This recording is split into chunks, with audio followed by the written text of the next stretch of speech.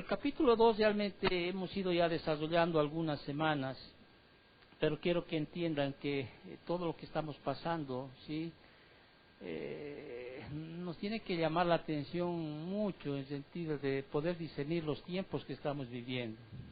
A veces pensamos que estamos entrando a una normalidad, podríamos decir así, ya con la pandemia que está ya presente y que va a estar, y todos enfocados en una solución, en una esperanza que es una vacuna.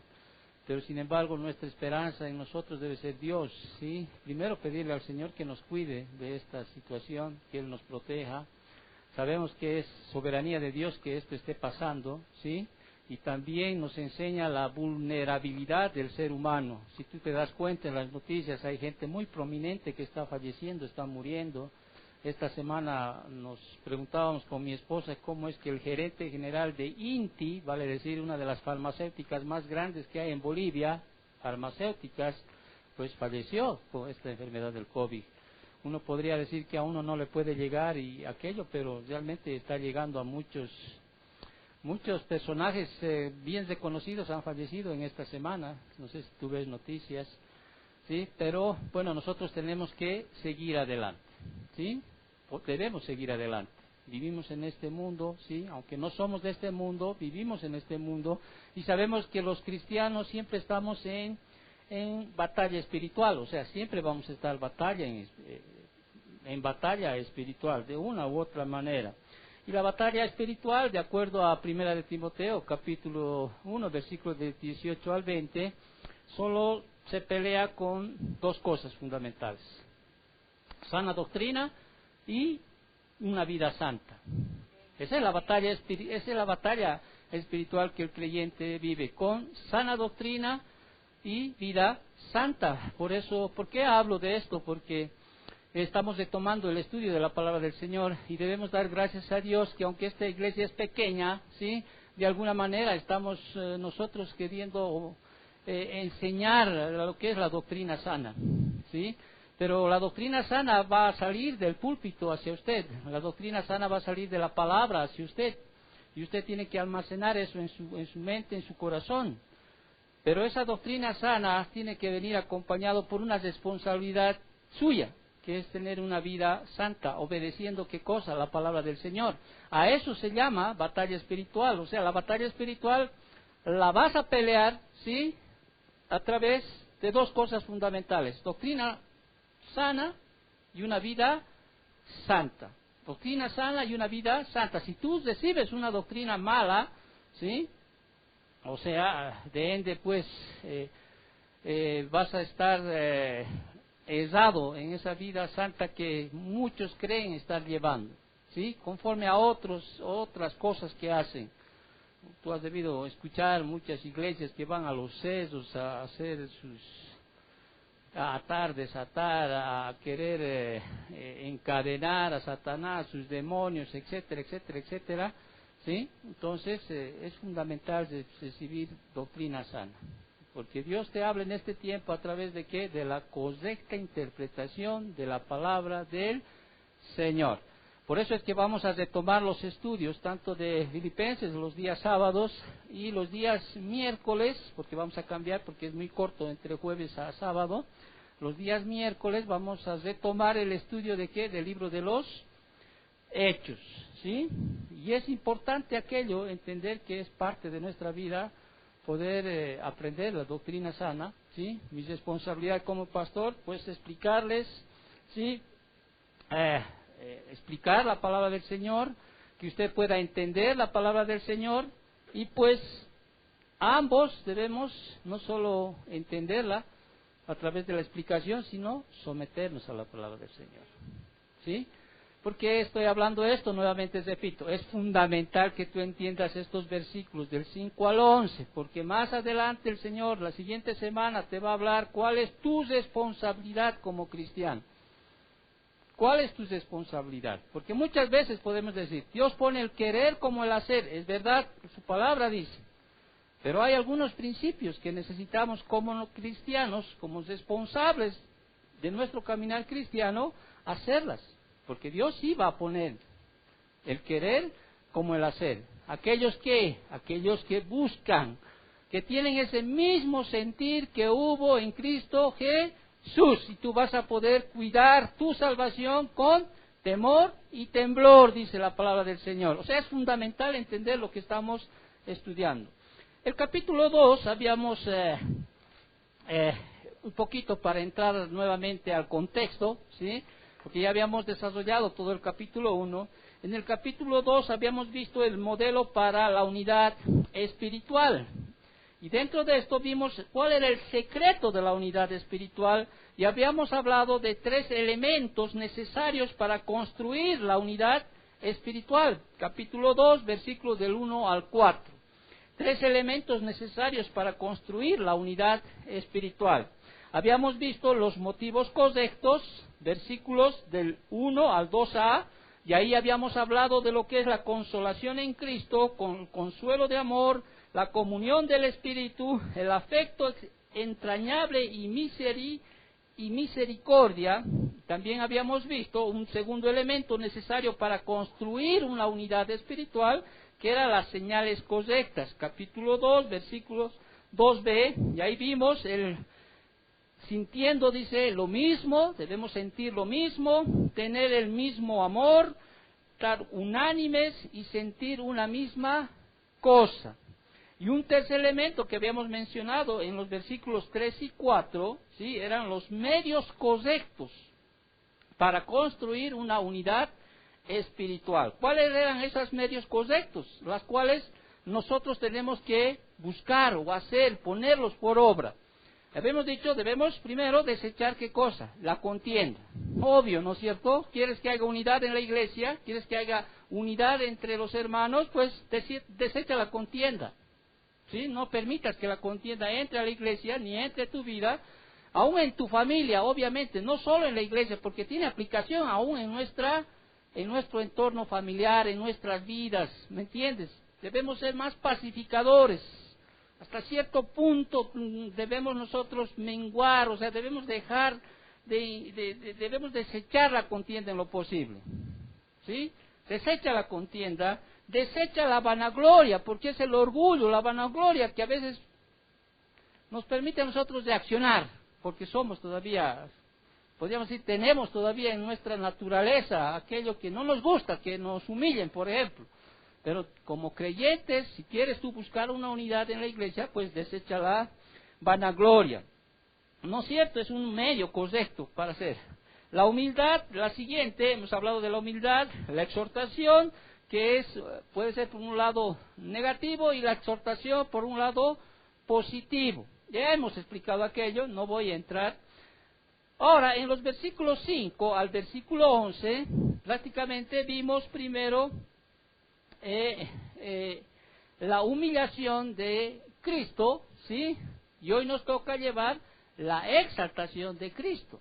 Cuando habíamos hablado la humillación de Cristo, ¿por qué estoy repitiendo esto? Para entrar en contexto, ¿sí? Cuando el Señor dice, haya en vosotros este mismo sentir, o sea, está hablando de un mandato, o sea, Él está diciendo, no nos está hablando de un hecho, sino que nosotros debemos tener este mismo sentir, y ese sentir, ¿cuál era? Era pues la humillación, ¿sí?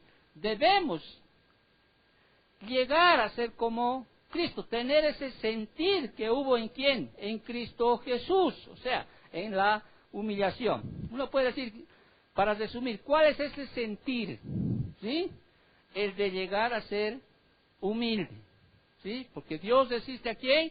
A los soberbios, o sea, Dios resiste a los soberbios. Y habíamos visto 8 pasos que tomó nuestro Señor en humillación, que es el sentir de Cristo. 8 pasos, ¿sí? Que tomó nuestro Señor en humillación, que es el sentir de Cristo. Una primera que habíamos visto, la anterior, hace 2 semanas atrás, era, no estimó el ser igual a Dios como cosa a que aferrarse, ¿sí? Ahora uno podría decir, ¿no? Usted ya tiene que aprender a aplicar lo que aquí vemos en el ejemplo, en el sentir de Cristo, usted tiene que aplicarlo en su vida, ¿me entiendes? A veces queremos aferrarnos de cosas, o sea, que ni siquiera valen la pena, podríamos decir así, ya sean materiales, ya sean en carácter, ya sean en temperamento, en cosas que seguimos aferrándonos, ¿me entiendes?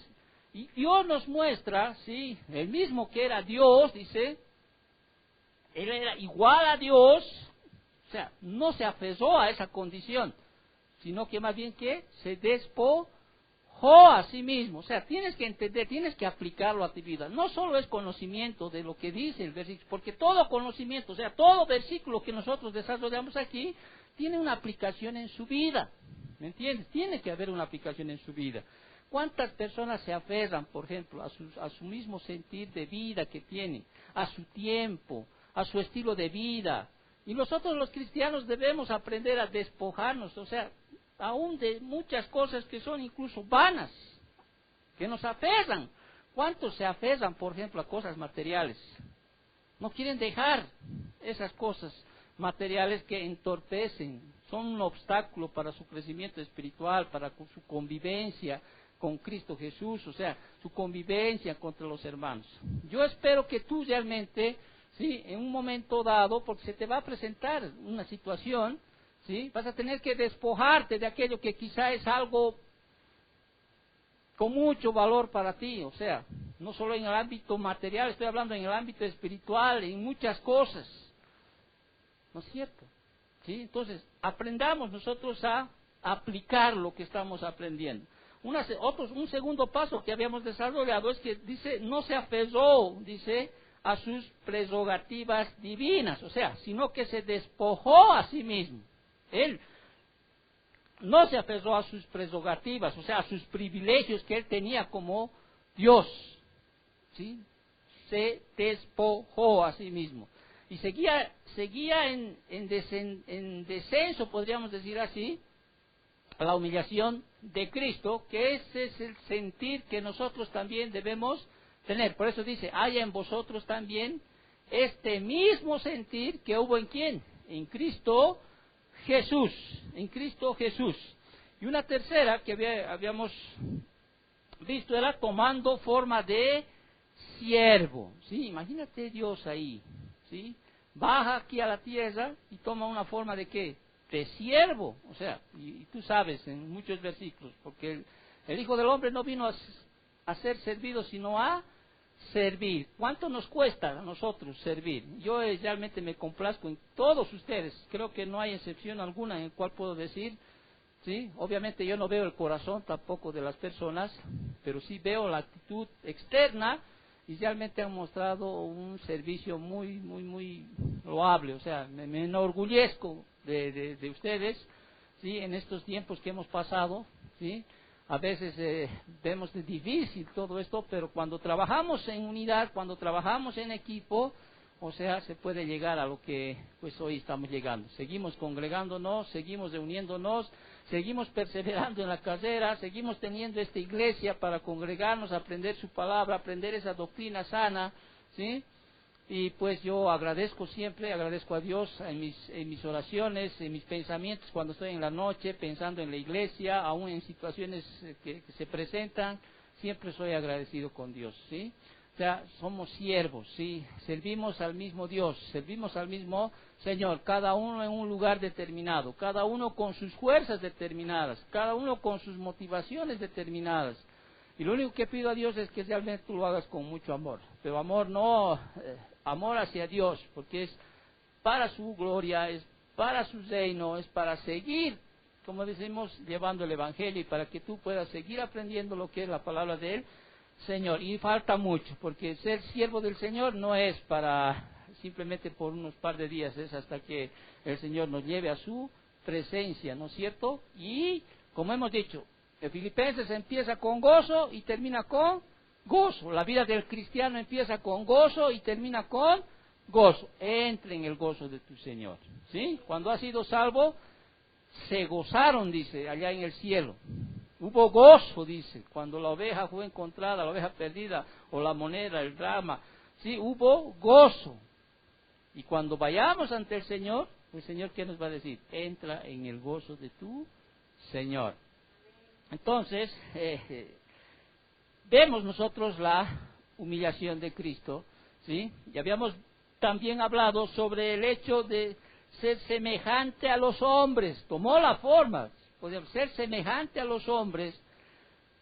Y quizá uno puede decir, pero eso será descendente para Dios. Pues sí, Él es Dios, ¿no? O sea, Él es Dios. O sea, conviértete tú en una hormiga y eso no va a ser acaso para ti algo que está descendiendo más bien en humillación hacia ti, ¿no? Estando, y se puso, no solo tomó la forma de hombre, sino que también fue hecho semejante, dice, a los hombres. O sea, en el sentido de que también Él estuvo sujeto, ¿sí?, a todas circunstancias, a todas las tentaciones, pero sabemos que Él no pecó, ¿no es cierto? Él debía ser un cordero sin mancha. Él no pecó, era 100% Dios, 100% hombre. Se despojó a sí mismo, tomando forma de siervo, hecho semejante a ¿quién? A los hombres. Y se humilló a sí mismo, ¿sí? Eso es fundamental entender. Él se humilló a sí mismo. Él dijo, yo me voy a humillar a mí mismo. Nosotros los hombres creo que no íbamos a hacer. El momento que me estaban jalando la barba o me estaban escupiendo, me estaban poniendo la corona de cruz, bueno, yo seguramente, yo digo, ¿no? O sea, mandaba al Padre, manda 12 legiones de ángeles y destrúyelos, pero no, Él realmente se humilló a sí mismo, ¿sí? A nosotros a veces nos cuesta humillar, la gente nos humilla, nos va a humillar, te va a humillar de una u otra manera, de cualquier cosita te va a humillar. O sea, trata de resistir esa situación, trata de tener dominio propio, ¿sí? Y humíllate, ¿por qué? Porque la humillación trae exaltación. O sea, no hay exaltación sin humillación, por eso estamos hablando, Filipenses capítulo 2, versículos del 5 al 11, primero es humillación, después es exaltación, porque no hay otro camino. Dios exalta, ¿sí? Si ha habido humillación. Así dice la palabra del Señor. Y seguía la descendente humillación de Cristo, ¿sí?, haciéndose obediente hasta la muerte. Amén. Hasta la muerte. O sea, uno es cristiano hasta la muerte. Si has decidido que ser cristiano es pues hasta la muerte, no es hasta 5 años ni 2 años, o hasta que te convenga, o hasta que te canses, no es así. O sea, si realmente cuando uno, por eso digo siempre, cuando uno llega a bautizarse, dice, he decidido seguir a Cristo, después pues hasta el final, ¿sí? Porque si no, no es un solo chapuzón en el agua, una sumergida en el agua y ahora ya soy cristiano, no. Es hasta la muerte, tener ese mismo sentir que hubo en Cristo Jesús. No importando las situaciones o las circunstancias, te das cuenta, va a haber tiempos en nuestra vida en el cual va a haber mucho gozo.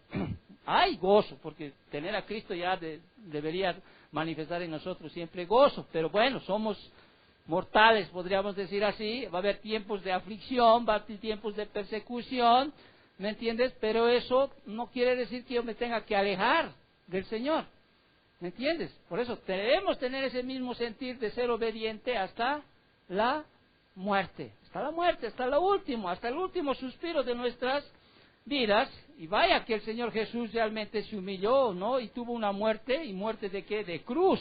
Hemos hablado realmente cómo era esa muerte en esos tiempos, ¿no?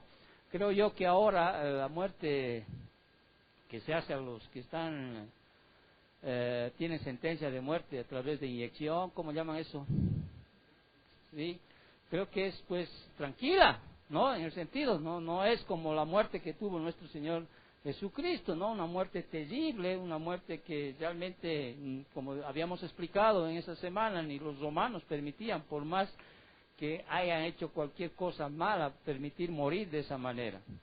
Entonces, eso es lo que hizo el Señor. Y el Señor dice en nosotros, aplicando a nuestras vidas, a circunstancias nuestras, a vivencias nuestras, a situaciones nuestras, debemos nosotros sacar, ¿sí?, una aplicación en ese sentido. Como cristianos, como creyentes, dice, debemos tener ese mismo sentir que hubo en Cristo Jesús, el cual, siendo en forma de Dios, no estimó ser igual a Dios como cosa que aferrarse, sino que tomó la semejanza del hombre y fue obediente hasta la muerte, y muerte de cruz. Y ahora viene el sentir del Padre.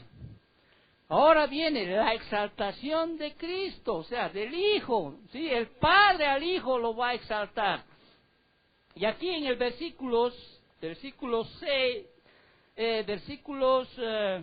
déjame ver el versículo 9,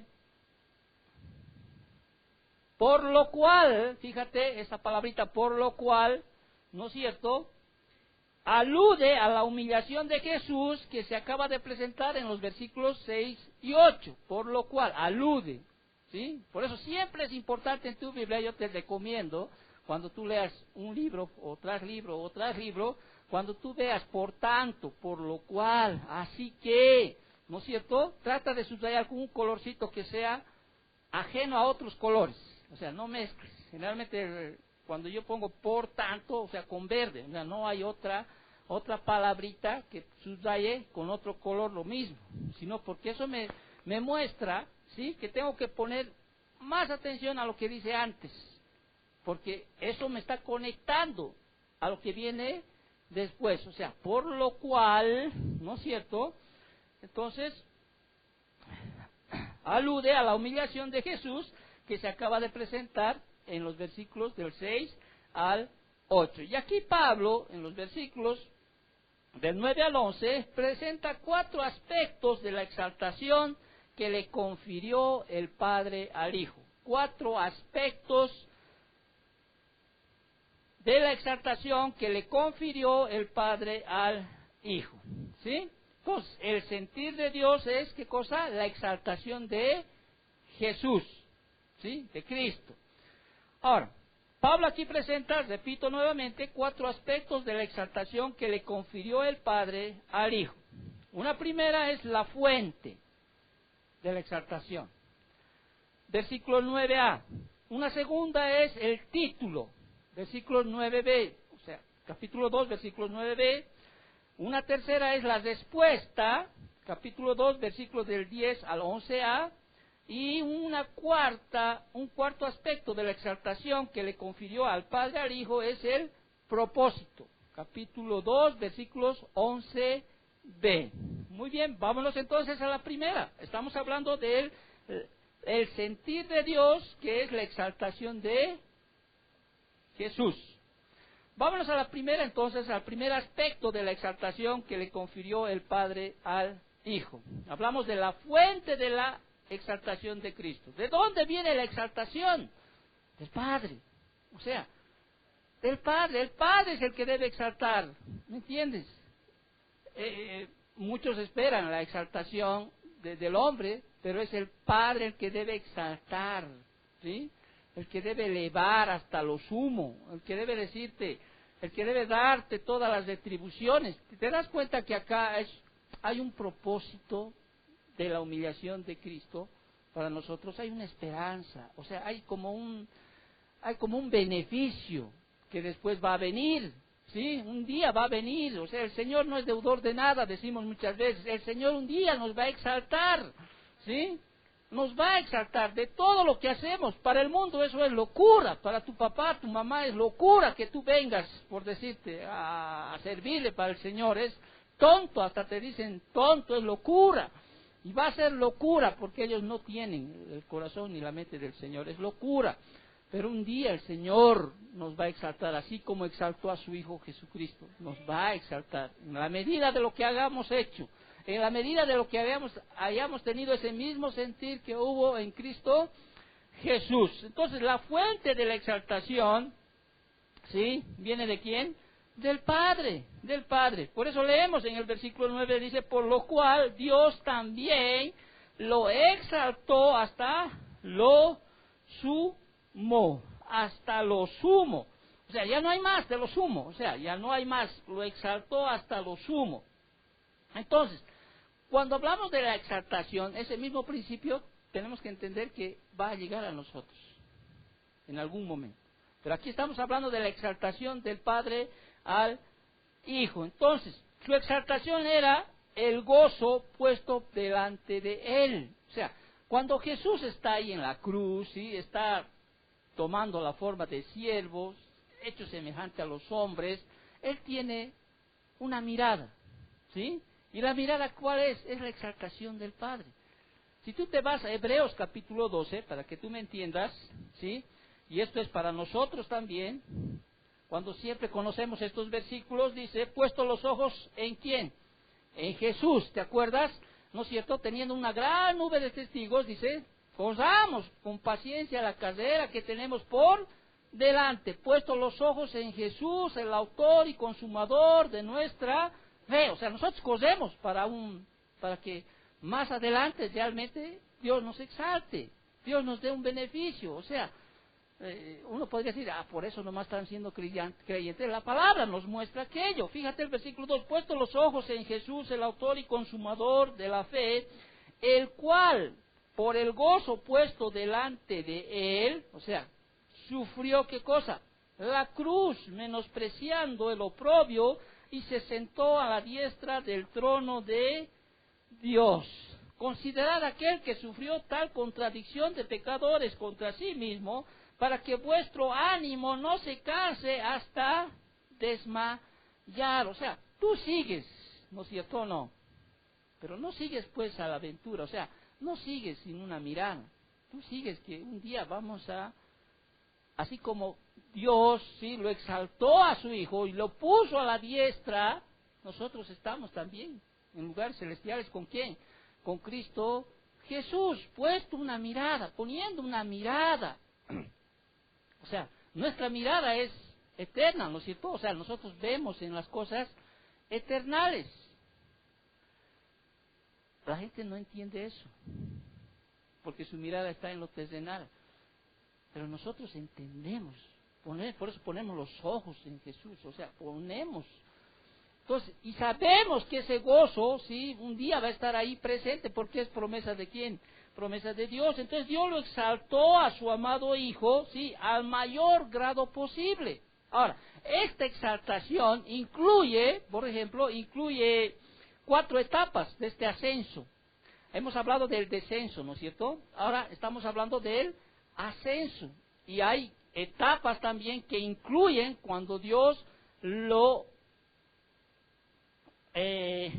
exalta hasta lo sumo. Una de las primeras etapas en esta exaltación es su resurrección. Su resurrección. Ahora, Jesús fue resucitado de entre los muertos. Él es el primogénito de toda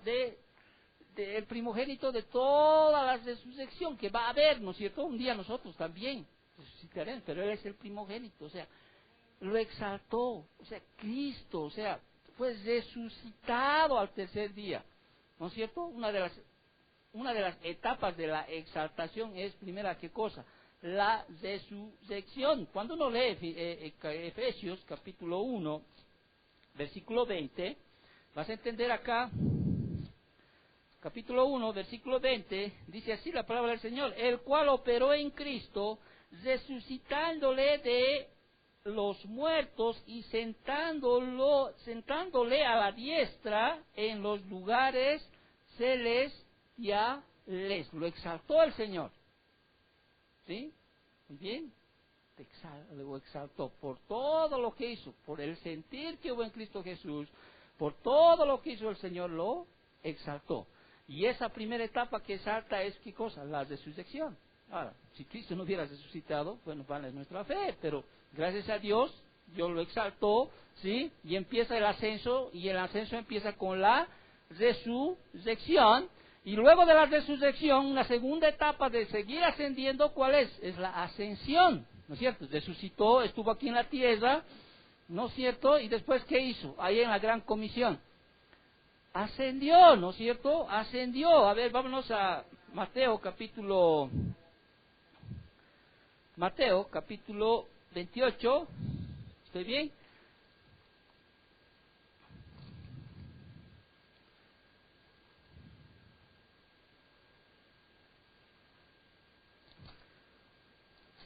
Capítulo 28, dice, por tanto, o sea, versículo 18 vamos a leer, desde el 16 para que entendamos todo, dice, pero los 11 discípulos se fueron a Galilea, al monte donde Jesús les había ordenado, y cuando le vieron, le adoraron, Pero algunos dudaban, y Jesús se acercó y les habló diciendo: toda potestad me es dada en los cielos y en la tierra, por tanto, id y haced discípulos a todas las naciones, bautizándolos en el nombre del Padre, del Hijo y del Espíritu Santo, y enseñándoles que guarden todas las cosas como yo os he mandado, y he aquí, yo estoy con vosotros todos los días, hasta el fin del mundo. Y en Hechos capítulo 1, versículo 9, vemos, ¿no es cierto?, cómo el Señor ascendió, ¿sí? Cómo el Señor ascendió a los cielos. Entonces va subiendo, ¿sí? Dios Padre lo exalta a Cristo, ¿sí? Y empieza una primera etapa con la resurrección. Segunda, la ascensión. Y tercera, la coronación, ¿no es cierto? Ahí hemos leído en el versículo 18 de Mateo, toda autoridad, o sea, versículo 28, versículo 18, donde dice: y Jesús se acercó y dijo: toda potestad me es dada en el cielo y en la tierra. Dios le da toda la autoridad, absolutamente toda la autoridad, o sea, lo corona como rey de reyes. Él tiene toda la autoridad, toda potestad, toda exousia, ¿sí? Él le da al Padre, lo corona, resucita, asciende, lo corona, ¿sí? Y no solo llega ahí, sigue ascendiendo, porque Dios también recibe en esta exaltación su intercesión. No es que Jesús ahora está de vacaciones allá a la diestra del Padre, no. Él llega a tener esa labor de ser el sumo sacerdote, ¿sí? Él está intercediendo por nosotros. No solo es nuestro abogado que tenemos ahorita en Cristo Jesús, Él también es nuestro intercesor. Él es el sumo sacerdote. O sea, tiene una posición de honor como sumo sacerdote, por lo cual está intercediendo por nosotros, ¿sí? Por los creyentes, allá, ante Dios Padre. Hebreos 7, 25 y 26. Vamos a leer Hebreos, tenemos tiempo. Hebreos capítulo 7, versículos 25 y 26. Dice así: por lo cual, dice, puede también salvar perpetuamente a los que por él se acercan a Dios, viviendo siempre para interceder por ellos. Porque tal sumo sacerdote nos convenía, santo, inocente, sin mancha, apartado de los pecadores, y hecho más sublime que los cielos. Amén. Entonces Dios lo exaltó, ¿sí? ¿Cuál es la fuente de la exaltación de Cristo? El Padre, ¿sí? Él lo exaltó hasta lo sumo, hasta lo último. Y eso implica varias etapas: la resurrección, la ascensión, la coronación y la intercesión. Entonces, la exaltación de Cristo, ¿sí?, de Jesús, comprendía prácticamente la restauración de lo que poseía desde la eternidad, de la cual se despojó, ¿sí? La restauración antes de su encarnación. Es como si lo hubieran restaurado, lo que antes había dejado. Entonces, toda autoridad, todo el poder, ¿sí?, fueron dados ¿a quién? A Jesús. A Jesús. Incluye incluso el ser el juez final, porque Él es el que va a juzgar, ¿sí? Él va a juzgar. Si uno va a Juan capítulo 5, versículo 22, ahí vamos a ver que Él es el Dios que va a juzgar. Leemos, por favor, porque también incluye esta exaltación. Un día todos vamos a comparecer ante el tribunal de Cristo, como dice 2 de Corintios 5, 10. Pero vámonos a Juan, Evangelio de Juan, capítulo 5, versículo 22. Dice así: porque el Padre a nadie juzga, sino que todo el juicio dio al Hijo. Versículo 25. De cierto os digo, viene la hora, y ahora es, cuando los muertos oirán la voz del Hijo de Dios, y los que la oyesen vivirán.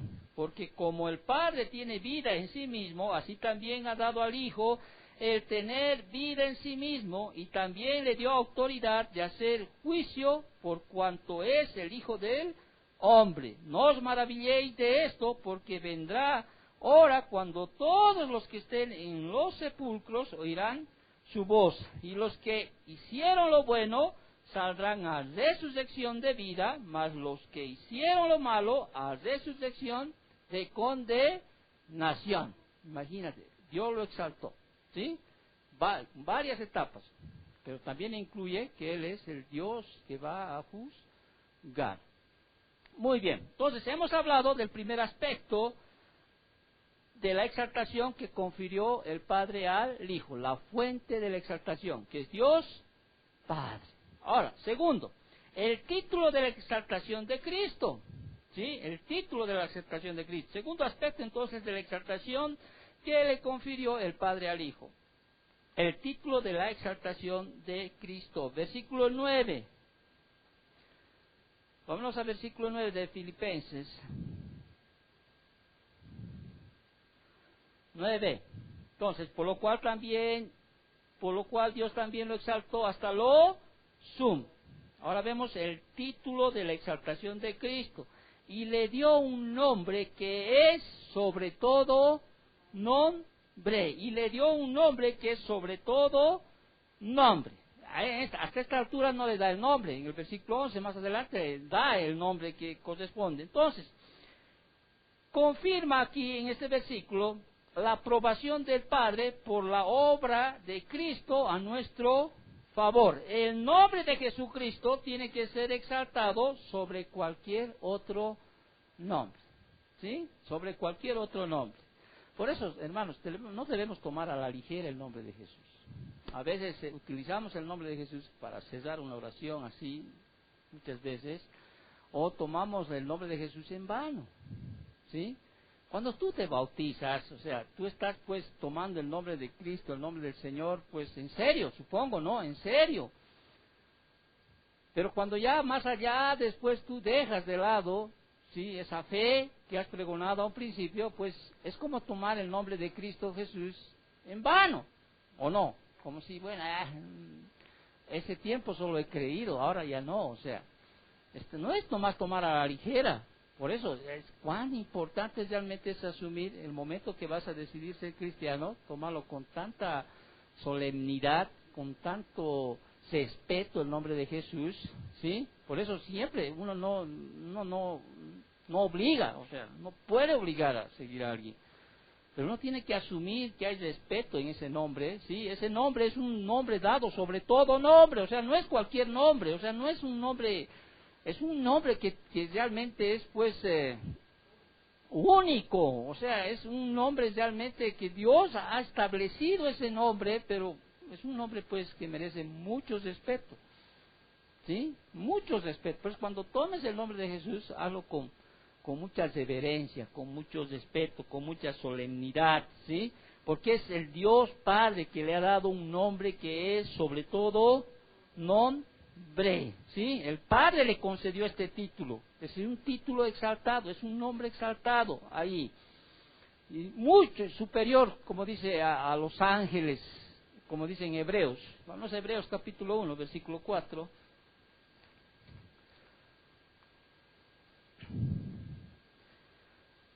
Hecho tanto superior a los ángeles, cuando heredó más excelente nombre que ellos, más excelente nombre que ellos. Y cuando aquí hablamos dio, esta palabra dio, ¿sí? En el griego, charizomai, comunica la idea de dar con libertad y generosidad. O sea, Dios lo está exaltando, pero no está ya te doy, no, realmente está saliendo del corazón con mucha libertad y con mucha generosidad, ¿sí? El Padre le dio al Hijo un nombre que es sobre todo nombre, ¿sí? Según el más perfecto amor divino. El Padre le concedió entonces este título enaltecido, este nombre.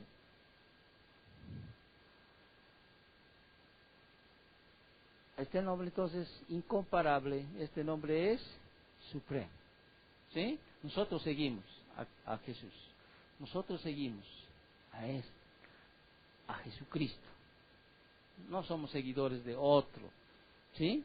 O sea, no hay otro hombre, no hay otro nombre dado a los hombres en el cual podemos ser salvos, sino en el nombre de ¿quién? De nuestro Señor Jesucristo, Señor, que eso es un título de majestad, de autoridad, de honor, de soberanía.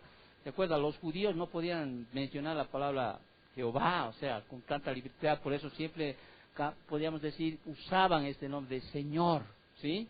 Que obviamente por respeto, por no pronunciar, porque para ellos era santo, santo, pero santo el nombre de Jehová, pues pusieron, siempre se habla de Señor, ¿sí? Porque Señor es un título de majestad, de autoridad, de honor, de soberanía.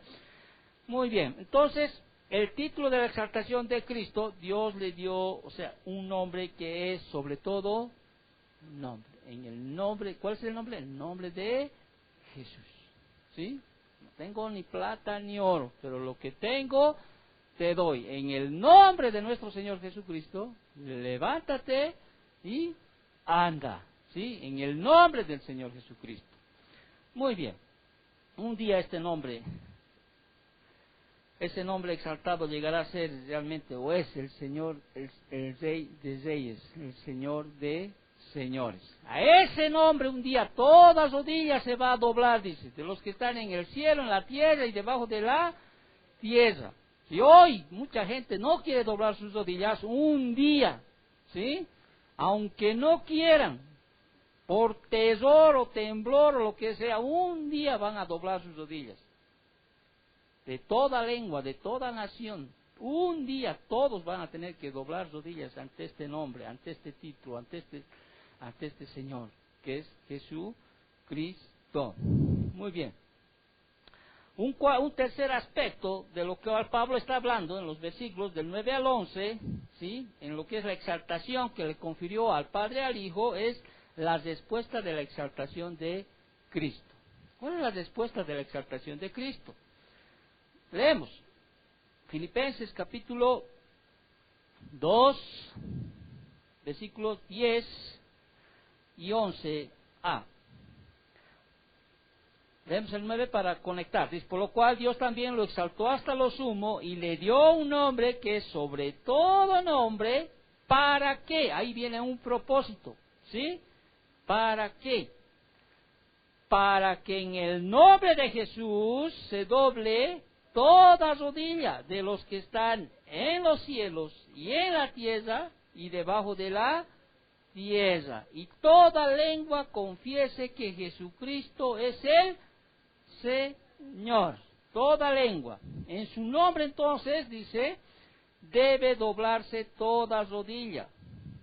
Y esto incluye todos. Todos. O sea, absolutamente todos. ¿Para qué? Vuelvo a repetir, es un propósito en el griego. Todos. Y aquí vemos tres grupos que se someten a la suprema autoridad de Jesucristo, que van a tener que doblar rodillas. Tres grupos, ¿no? Vemos un primer grupo, los que se someten a la suprema autoridad de Jesucristo, son los que están, dice en el versículo 9, en el versículo 10, para que en el nombre de Jesús se doble toda rodilla de los que están en los cielos. ¿Quiénes están en los cielos ahorita? Los ángeles, los redimidos, ¿sí? Que están ahí, ¿no es cierto? Los ancianos están ahí, tú ves en Apocalipsis. Todos estos se están sometiendo a la suprema autoridad de Jesucristo. Son los ángeles de Dios, son los santos que han sido redimidos a lo largo de la historia, ¿sí? Y este grupo celestial, por supuesto, pues está adorando, ¿sí? De hecho, nosotros también, desde que el momento en que somos salvos, adoramos al Señor, doblamos rodillas ante Él, y cuando lleguemos a la autoridad, pues allá a la eternidad, perdón, vamos a seguir adorándole. O sea, no va a terminar nuestra adoración. O sea, seguimos adorándole aquí y vamos a seguir adorándole allá. ¿Sí? Entonces este grupo celestial, por supuesto, ha adorado por mucho tiempo a nuestro Señor Jesucristo. Para ellos, para nosotros es fácil doblar rodillas ante el Señor. Es un privilegio doblar rodillas al Señor. ¿Sí? Es un gusto doblar rodillas ante el Señor. Pero también dice la palabra que Dios le ha dado un nombre que es sobre todo nombre, y todas rodillas que están en los cielos, en la tierra. ¿Sí? Ahora, en la tierra hay redimidos y no redimidos. Los redimidos, bueno, somos nosotros que doblamos rodillas ante el Señor. Los no redimidos, ¿sí? Un día van a doblar rodillas, ¿sí? Un día van a, como dicen, muchos dicen, ¿no? He escuchado alguna vez a algunos predicadores, algunos pastores, no quieres doblar rodillas ante el Señor, un día lo vas a hacer. Te guste o no te guste, de buena o de mala voluntad, un día vas a doblar rodillas ante Él. ¿Por qué? Porque eso es parte de la exaltación del Padre al Hijo, ¿sí? Y ese título que le ha dado, ¿sí? De Señor, ese título que le ha dado el Padre al Hijo, va a hacer que todas rodillas se doblen de los que están en el cielo, en la tierra, y un tercer grupo que son los que están debajo de la tierra. ¿Quiénes son estos, este tercer grupo que están debajo de la tierra? Pues aquí vemos a todos,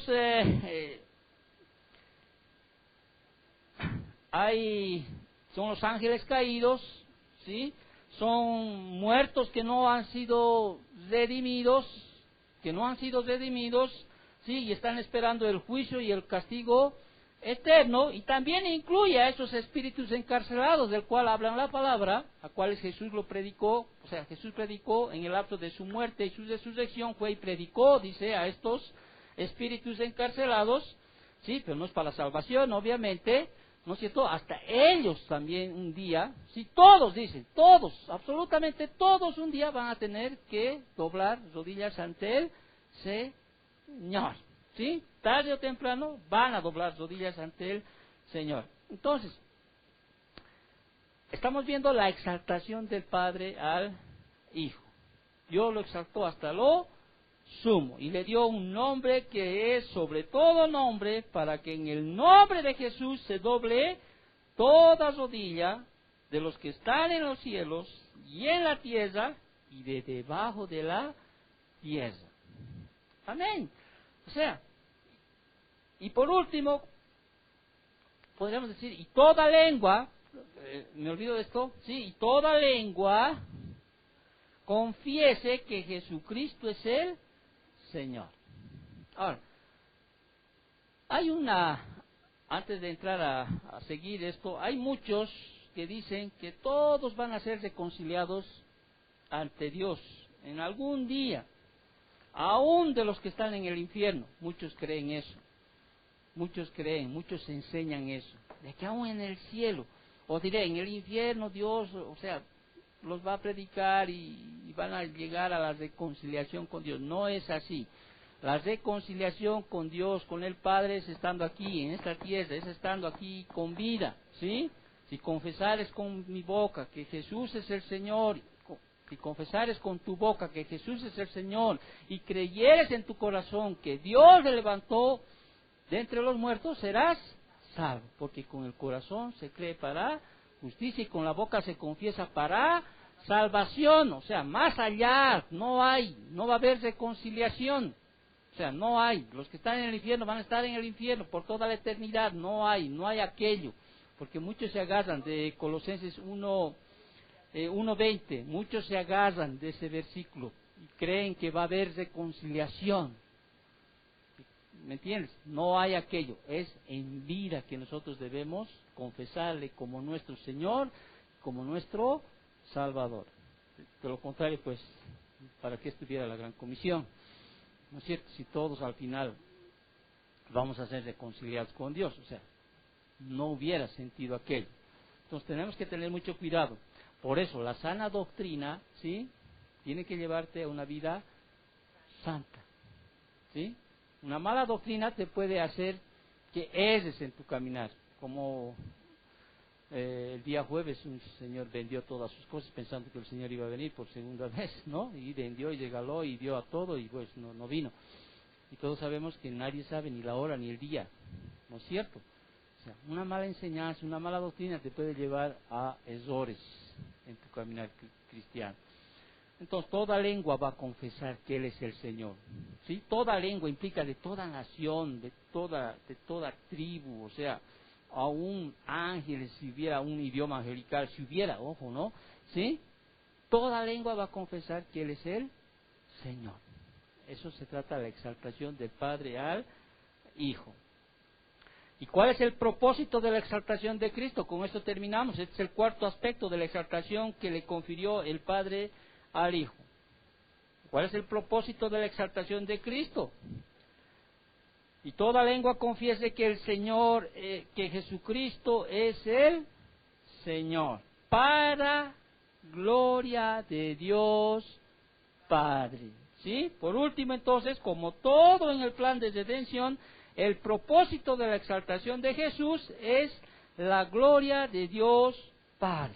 Proclamar el señorío soberano de su Hijo es la mayor gloria que puede recibir el Padre. O sea, es el cumplimiento divino de la voluntad del Padre al demostrar su amor perfecto hacia su Hijo. ¿Sí? Nosotros, o sea, es bien difícil entender la Trinidad. ¿Sí? Porque yo exalto, o sea, yo glorifico al Hijo, ¿sí? Y el Padre se sentirá, ¿acaso tendrá esa, como, para que tú me entiendas, envidia de que estás exaltando? No, quien exalta al Padre, exalta al Hijo, quien exalta al Hijo, exalta al Padre, o sea, la Trinidad es así, o sea, uno no entiende muchas veces, pero todo nosotros lo que hacemos es ¿para qué? Para gloria de Dios, o sea, ese es el propósito de la exaltación de Cristo, también, ¿sí? Para la gloria de Dios Padre. O sea, la mayor dicha del Padre y del Hijo es glorificarse mutuamente. Podemos leer, para terminar, Juan capítulo 17. Leemos, tenemos tiempo. Juan capítulo 17.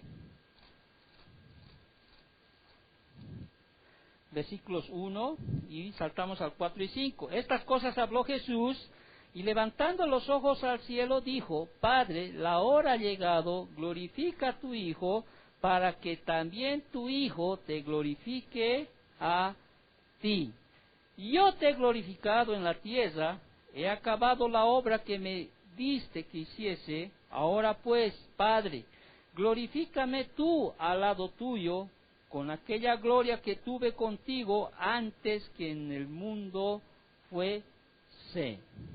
Amén. Por toda la eternidad entonces, el Padre dirá del Señor Jesucristo exaltado: este es mi Hijo amado en el cual tengo complacencia.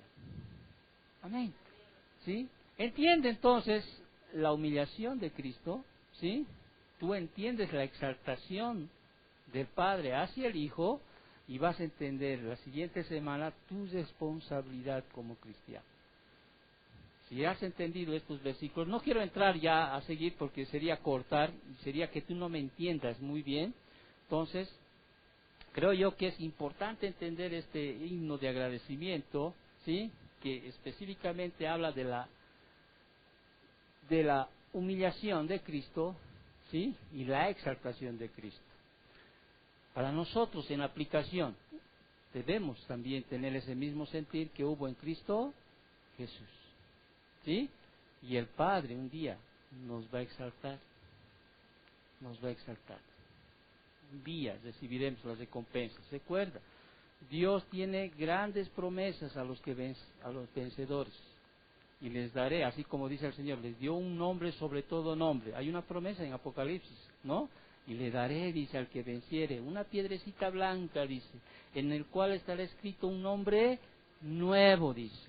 ¿Sí? Yo seré su Dios, ¿no? Él será mi pueblo, o sea, y escribiré el nombre de mi Dios, el nombre de su ciudad. O sea, Dios nos va a dar un nombre.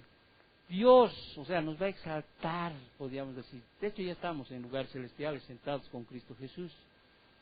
Pero esa debe ser nuestra mirada hacia adelante. Para el mundo locura, como les digo. Para el mundo es absurdo. Pero para nosotros es, como dice el Hebreos 12, ¿no? Puesto los ojos en ¿quién? En Jesús, el autor y consumador de nuestra fe. Y un día, ¿sí? Recibiremos del Señor esa palabra que realmente uno ansía y dice: entra en el gozo de tu Señor. Ahora, recuerda, no todo aquel que dice Señor, Señor, entrará en el reino de los cielos. ¿Sí? Pero Señor, en tu nombre yo hice milagros, eché demonios, profeticé. Apartados de mí, hacedores de maldad, les dice el Señor, yo no os conozco. Pero nosotros entendemos y nosotros reconocemos que cuando nosotros decimos Señor Jesús, lo estamos haciendo con reverencia, sometiéndonos a su palabra, sometiéndonos a su soberanía. ¿Me entiendes? Él es Señor, ¿por qué? Porque un día Él se humilló. Dios le dio ese nombre que es sobre todo nombre. Él es Señor y Él es Salvador. Él no puede salvar a nadie si tú no lo llamas Señor. ¿Me entiendes? No. O sea, si tú eres salvo, puedes decirle realmente Señor. Si tú eres salvo. Él es Señor y Él es Salvador. ¿Sí? Él llegó a ser Señor porque Él realmente se humilló y llegó a ser ese medio para salvar a otros. Y Dios lo exaltó para que Él sea el Señor de señores. Ahí estamos. Oramos entonces para terminar. Gracias, bendito Dios, Padre Santo, por tu palabra, por tu